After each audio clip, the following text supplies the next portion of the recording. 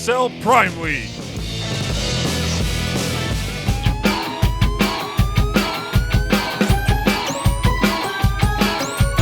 Ceres once again, slightly different spawn positions and a very different matchup.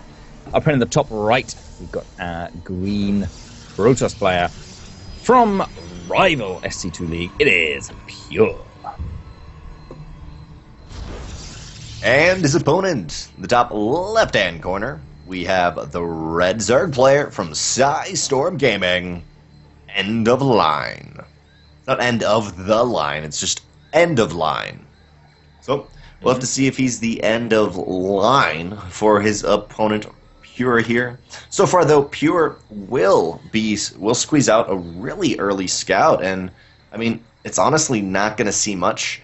Yes, you can get a nice scout and know where your opponent is, but maybe it's going to be some cheese then from Pure, because I don't honestly think you get that much from this really early scout, unless the Zerg's, like, doing this craziest 6 pool ever. I guess 12 pool. Yeah, we'll see. Of course, one of the changes to warp-ins is if you want to commit to a fairly fast warp-in, you have to get that proxy power down a lot quicker, because ideally you want one of your warp gates being powered by that proxy power, so you've got the super warp-ins that only take 2 seconds rather than 16. That 14-second difference between, math on stream, between your reinforcement waves can actually really make a huge difference in all-in situations.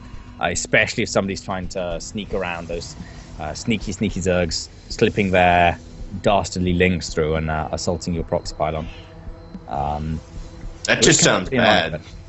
Yeah. I don't even want to think of that. Well, now it's happening. But yeah, we'll see whether he pops on a pylon down anytime soon. For now, though, he has made the commitment towards a natural base, so I think it's more just going to be safe for a little later, possibly a scout into the third fairly shortly.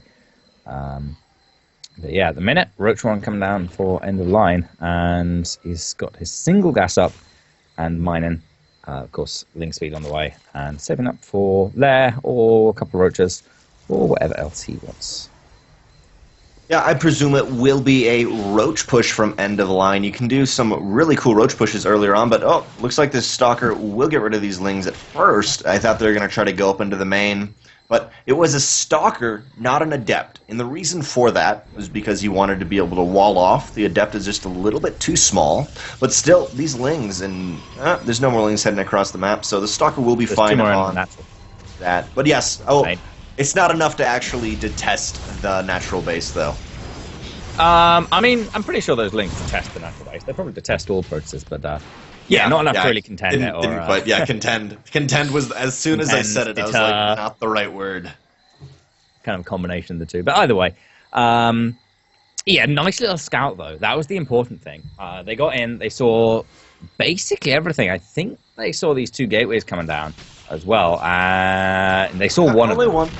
But what he hasn't seen is this other gateway that's coming down by the proxy pylon, Drenok.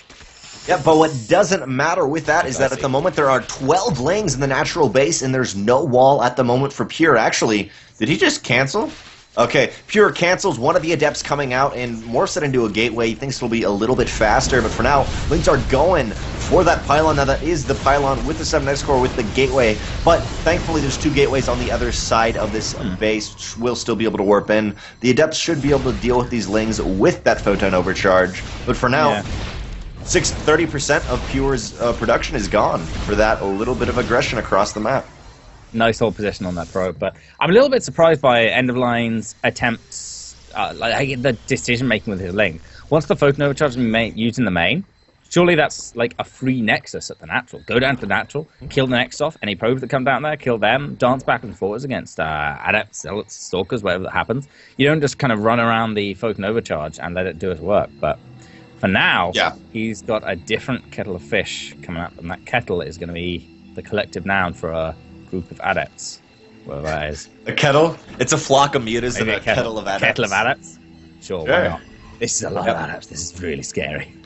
Yeah, I completely agree with you, by the way. I did not like the sacking of those Lings, because now there's 11 undetested or uncontested.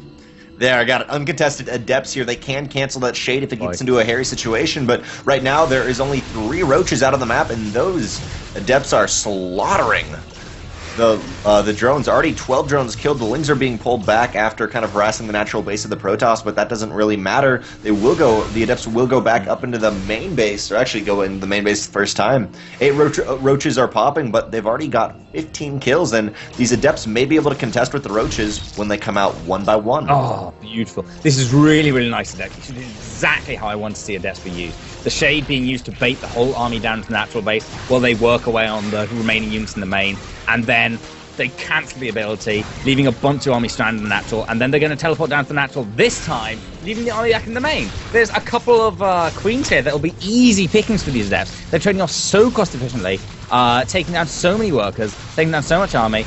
They might finally meet their match in all these roaches, but you know what? There's going to be a couple of them that make it back up to their main base, and 2 Adepts, 1 shot a worker. So it's going to be 3, 4 workers more that come down in this main. Beautiful play here by Pure. It is definitely beautiful by Pure. At first, it's a little tricky microing these Adepts because of their kind of wonky attack speed, but still they slaughter everything. At the moment, they have killed 2,500 minerals worth of things. That is definitely worth this small Adept group. They finally will go down, but not only did they kill so many drones, they've also forced out a lot more roaches. Well, maybe EndofLine wanted to do a roach push, but still, they forced out a ton of roaches. But now Pure has to deal with +1 roaches with roach speed. But then again, if Pure defends this, where does EndofLine go from here? He does not have a third, not only for production, but just purely for drones. At the moment, he's sitting at 15 drones mining at his natural. 4 more Adepts coming in as well to keep the pressure on. Group of roaches are moving in here now, but beautiful, there it is. Both overcharge, an Immortal just about to pop. And Pure's going to do everything he can to defend this, and he can afford to lose quite a bit in defending it. Oh, clutch force field. That 2-second warping time paying for itself once again. The Adepts back across the map, taking down a queen. Not one of them has gone down so far. Reduced to all his workers, 22 mining in his main base. These roaches are going down. This has been a perfect game by Pure almost. Yep, definitely perfect. And even in the last couple seconds, that Immortal got his shields and was not lost. All the micro of EndofLine went into the couple roaches, but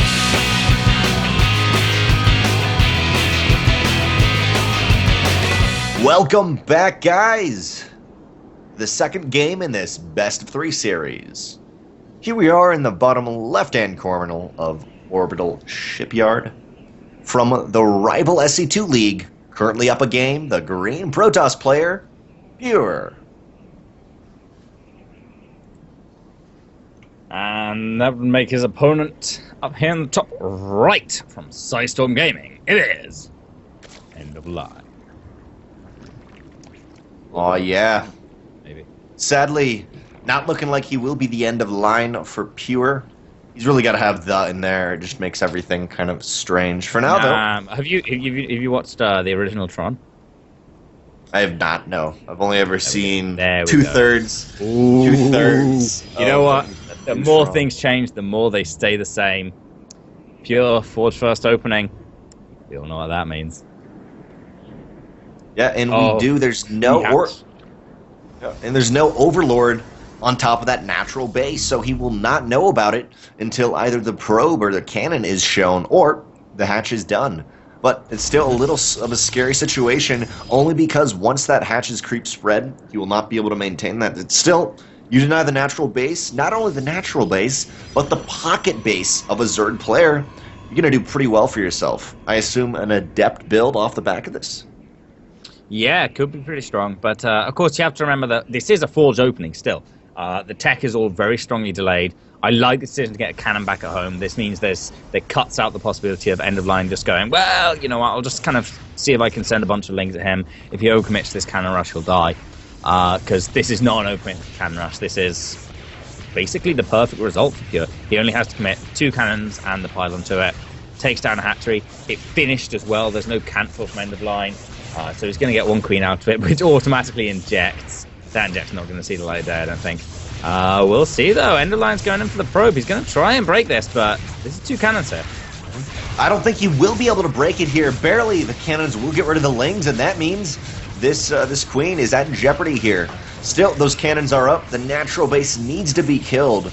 But still, that's a decent amount of damage done and forced out those Lings, where off a 3 base with this 3 hatch, before you even really start to get your army up, you do not want that to be the situation. Yeah, no, and this commitment to breaking it as well is going to mean that he's going really all in on actually having to take this down, and Pure's going to start focusing down the hatchery, and it's going to fall. Last shot? No, not quite. It would take 2 more shots. It would take 2 more shots to bring it down. Okay, that was pretty close though. So a clutch defense by EndofLine, and he makes it, but I'm not sure it's well enough. Now Pure leads by 10 workers, but EndofLine does have that 3rd hatchery up and running. However, losing 2 queens really hurts his inject capabilities. Yeah, it does really hurt the inject capabilities, definitely. And EndofLine saying, you know what, I'm not going to try to macro nothing off the back of this, make a couple more drones, but Roachwarren being thrown down and Lings headed across the map. Thankfully, as you were mentioning earlier, Pure does get up that cannon, but there's only 1 probe there. This could potentially be devastating. Oh, saves beautifully. The probe as well. Gets down the pylon. Probe will be able to mine more. And for now, looks like Pure is going Stargate, which I'm really excited to see how he's going to utilize that. Maybe kill that Overlord of the Phoenix. I'd like to see some Oracle tech off the back of it. Oh, that Stalker's got to be careful. He cannot go for an extra kill around here. He's got to stay right at that gate until he's get either a... Oh, there's a Void Ray. Yeah, Void Ray. Well, actually, it's double. I just noticed that. Yeah, it's true. I agree with you on the Oracle, actually. I think the Oracle could have... it could have had a couple options there. One, as mentioned before, very, very low queen count. Still EndofLine only operating on a single queen. 2, send the Oracle in. Just kill the hatchery. Seriously. It's still only on 60 health. Drop. Yeah. It's a link drop. Well, no, Intense Carapace just finishing up. Brought this up a little before, and this is still going to be quite a threat for Pure. This is another thing the Oracle will be good at. The main. Defending. Yeah, definitely. Comes. Or a Stasis Ward, something like that to shut down this, but the Void Rays will kills it before a single wing gets out in the main base. By the way, there was that one Overlord that dived in. Yeah. And not even a Ling got out. That's 100 minerals plus 8 Lings. That is a lot of commitment destroyed. Finally, the Lings will be able to get out into this natural base, but there's a cannon there, and there's a cannon in the main. That's not only did he lose an Overlord, but he lost the Lings, and he went for the gas of that Overlord. Or he went for the double transport, and then Overlord speed is not going to be utilized here. So that's a huge commitment where he literally got nothing out of it. Not a single thing. The one slight benefit is he kept Pure's Void Rays at home for a little longer, so he gets some more mining off his natural base before the Void Rays arrive and just pop it. But that is going to happen. That natural base only at 88 health. That's what, like 3 shots from a Void Ray or something? If it's got charge? I don't know. It's not even a shot. It's just that constant. It's the constant little bit of damage. They technically have a fire rate once every 0.5 seconds. I do kind of worry that Pure is overcommitting with this. I think he really only needs to send 1 or 2 Void Rays. And the 4 he is sending leaves him very vulnerable to this little roach run by. If he had just had 2 of those Void Rays back at home right now, activate the charge, so easy. And now it's kind of... he's pulling back. All the Void Rays are going back. He really just needs to send the 2 back home. He is going to commit to it and then recall back, I think, while he keeps the roaches busy with a Stalker or 2, which is, I guess, his best option at this point. Trying to go for the snipe on the main as well. I think he's going to get this too. Only 2 queens is not enough for this, and there are 7 Hydras though. Going to be too late. Hydras popping in. I think that's going to be too late. The 7 Hydras will get there, but as Trigonal said, will they be 2, 3, or 4 Void Rays here and a Mothership Core? They will be able to target down Hydras. 0 damage coming out of them onto the 1 kill. Will barely pick it up. Pure says, you know what, I need to defend this natural base. Will, I think, barely defend the natural base with those Void Rays. But off the back of this, 2 carriers are already being made for Pure, and I'm liking this air style from Pure. You know, it's really hard to do. It's hard to do Robo, and then it's kind of hard to do Gate, but you can do a Pure Gateway style decently with a couple Immortals. I'm liking the Stargate style, though, even though it's a little bit risky and you got to get damage done early. He's done exactly that. Not only that, but he started cutting down the Hydra count earlier on. Yeah, he's been cutting down the Hydra count. The economy has been utterly crippled from the very get-go. Pure still maintains a worker lead. Basically, everything's gone his way. He's made like one or two tiny slip-ups, but they're really nothing compared to the situation that EndofLine has been put in. A couple of Ravagers are going to be added in, but I don't really see them doing too much against Pure's army. The Golden Armada is being assembled, and that is not a good sign when EndofLine is going to be stuck on Rogue Hydra. Yeah. Even though the Ravagers can hit air, they're not really designed to get rid of that sky toss, especially when they're so maneuverable. Maybe it's good versus Liberators. You can hit something that can't move for a couple seconds, but again, it's just as long as Pure is a little bit careful about his movement, he should be fine. Pure already 9-minute mark, going for a quick 4th base. Scary versus Zerg, but he is so far ahead. Same thing for EndofLine, but this is almost his just natural base. Because of that natural base going down, he puts it back up. That 4th base going down just barely after it finished. So at the moment, I mean, even though EndofLine, he's got the production value of 4 bases, he is nowhere near the actual income. And is not even spread out 20 at his 3rd, 14 in his main. Drone-wise. Yeah, a little bit. Maybe a little bit sloppy there, but I mean, yeah, he's a little bit. I'm just saying, it's like everything's all over the place right now, and he's got going so for that much to hidden deal base, with. Is the problem? Not a really hidden base, but it's just yeah, far out base. I mean, he doesn't really want to break down those rocks, take the more conventional 4th base. It's just a little tough securing a 4th base for anyone really at this map. But Pure says, nah, screw that, man. I take my 4th and 5th at the same time. And he's in a situation where he might well be able to do that, but EndofLine is coming with his first army to challenge what Pure's bringing to the table. There's so many cannons here, though. Nice little corrosive biles, though, but Pure is deploying the full might of the Golden Armada. It'll be more than enough to push EndofLine back, and so many Ravagers went down as well. Ravagers 100. They are not cheap.